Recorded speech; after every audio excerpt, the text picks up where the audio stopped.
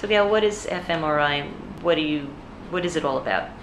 Okay, so this is a traditional MRI that you might take to find any other, scanning for, cancer or other diseases, and or muscle bone issues, and so it's actually going through and scanning the brain and seeing where the brain lights up when they're being exposed to different kinds of advertising.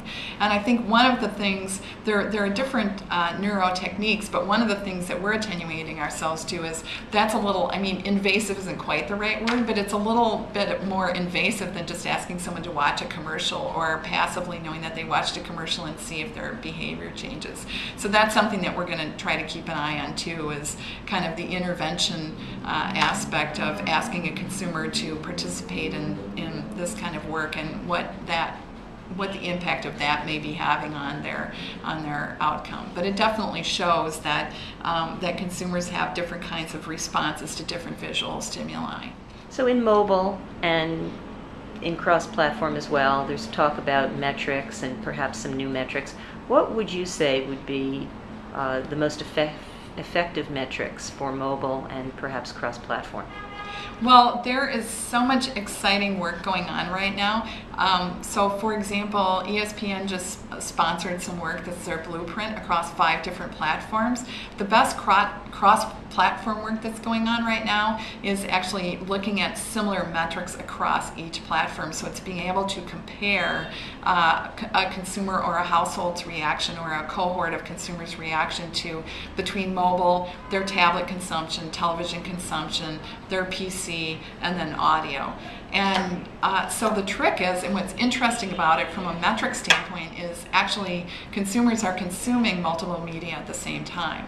And so they're actually watching television and maybe texting a friend at the same time, or they have their tablet on and their television is on at the same time.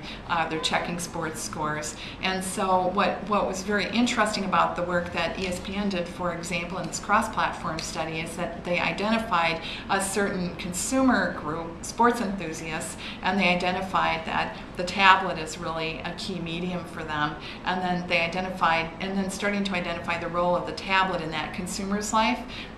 That's really how we're going to make metrics make sense, is understanding, all right, how does that consumer and that type of consumer and that cohort consume media, and then at what points can media be more effective for them, either by time of day or by aperture, the type of programming that it's embedded in. And that's what our member companies really need to understand. Gayle, what is your definition of TV?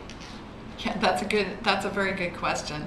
Well, for me, it's sitting in front of the television with the remote. But I think we're discussing that at great length, and not just for television. We're actually discussing that in terms of what's the definition of mobile. Is a tablet mobile? We're saying yes, a tablet and a handheld, that those qualify. But the fact that you can actually stream television now on your laptop, or you have it, access to it on these multiple platforms, that's a very, very good question. It's something that we're going to have to really work through and kind of navigate. So definition of terms is going to be as important as what the metrics are. And it may vary depending upon your demography or your age. Definitely. Yeah, definitely. In terms of big data, what do you see its value in the marketplace?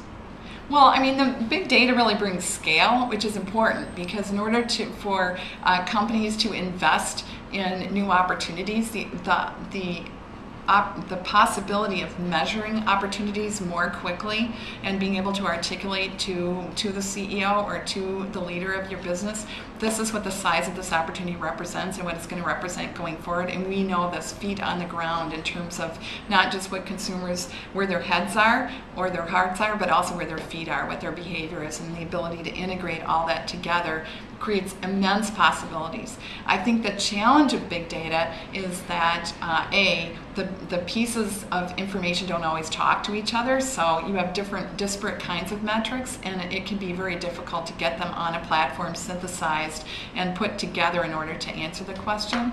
And I think the other challenge is it's all about metrics, and there are actually people behind the metrics. So it's just really, really remembering and getting it back to, all right, who are these consumers? What are their beliefs? What are their values? And being pretty cautious about not representing the story just with numbers, but actually representing the story based on what the needs are.